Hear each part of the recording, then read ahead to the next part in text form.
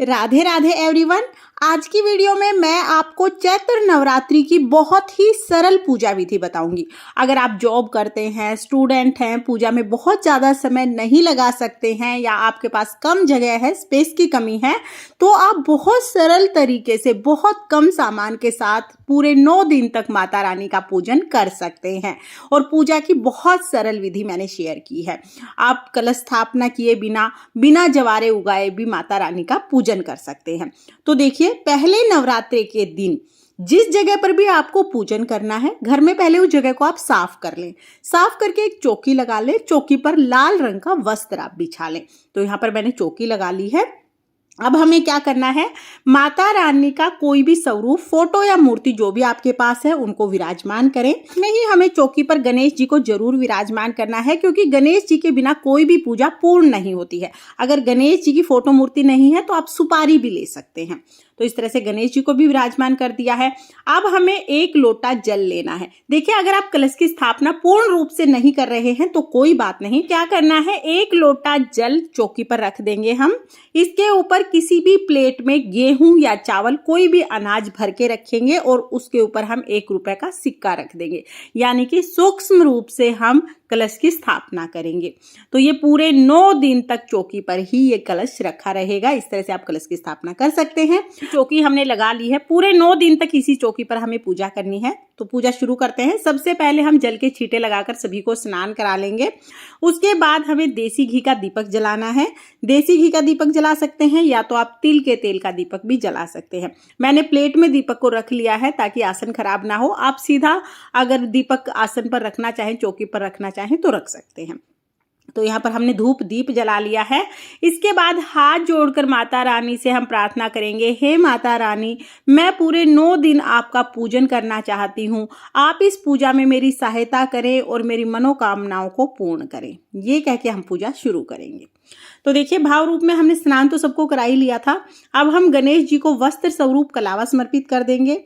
तिलक लगाएंगे गणेश जी को और चावल समर्पित कर देंगे। तो तिलक के ऊपर हमने चावल लगा दिए हैं। इसके बाद माता रानी को लाल रंग की चुनरी हम उड़ाएंगे। चुनरी अगर आप नहीं लेके आए हैं तो कलावा भी उड़ा सकते हैं। तो यहाँ पर चुनरी मैंने उड़ा दी है। तिलक माता रानी को लगा देंगे। शेर को तिलक लगाएंगे, कलश को तिलक लगाएंगे, दिए को तिलक लगाएंगे और आप अपने आप को भी तिलक लगा लें। अब हम अक्षत समर्पित कर देंगे।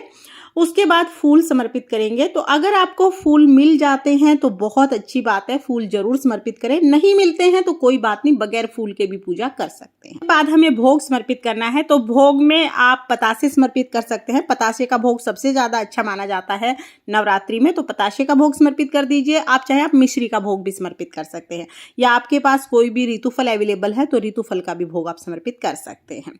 तो यहाँ पर हमने भोग समर्पित कर दिया है। उसके बाद हम दक्षिणा समर्पित करेंगे। पूरे नवरात्रे में पूरे 9 दिन में 1 दिन आपको दक्षिणा समर्पित करनी है। किसी भी दिन दक्षिणा समर्पित कर सकते हैं। अब हमें जल समर्पित करना है। तो इस तरह से हम भोग समर्पित कर देंगे। देखिए, नवरात्रि में अग्नि पर भोग समर्पित किया जाता है, यानी छोटा सा हवन किया जाता है। तो गाय के गोबर से जो उपला बनता है उससे हम ये हवन करते हैं। अगर आपके पास ये नहीं है या आपके पास इतना टाइम नहीं है कि आप उपला जला पाए तो आप कपूर ले सकते हैं। मिट्टी का छोटा सा दिया हम ले लेंगे, जो रेगुलर हम यूज करते हैं वैसा दिया। उसमें थोड़ा सा कपूर रखकर हम अग्नि प्रज्वलित कर लेंगे और इस अग्नि में हम भोग समर्पित करेंगे। तो जो भी मीठा आपने भोग में चढ़ाया है वो आप अग्नि में समर्पित करें। इसके साथ ही लौंग का जोड़ा समर्पित करें। लौंग का जोड़ा समर्पित करना बहुत शुभ माना जाता है। तो 2 लौंग एक साथ समर्पित की जाती हैं। 2 लौंग के जोड़े हमने समर्पित कर दिए हैं। इस तरह से जब हम भोग समर्पित करते हैं तो वो भोग सीधा देवताओं तक पहुंचता है। इसलिए नवरात्रि में सुबह के समय जब पूजा करते हैं तो अग्नि में भोग हम समर्पित करते हैं। तो इस तरह से आप भोग समर्पित कर दीजिएगा। इसके बाद हम धूप दीप से आरती करेंगे। तो बहुत ही प्रेम पूर्वक हमें पहले गणेश जी की आरती करनी है, फिर माता रानी की आरती करनी है। आरती करने के बाद हाथ जोड़कर पूजा में रही कमियों के लिए क्षमा याचना करेंगे और अपनी मनोकामनाओं को पूर्ण करने के लिए माता रानी से प्रार्थना करेंगे। हम अपने सीधे हाथ में थोड़ा सा जल लेंगे और जो हमने भोग लगाया है जिस अग्नि में, उसके ऊपर से थोड़ा सा जल हम 2 बार इस तरह से वार देंगे। तो इस तरह से हमारी पूजा पूर्ण हो जाएगी। नवरात्रि के पहले दिन की पूजा सुबह की पूर्ण हो गई है।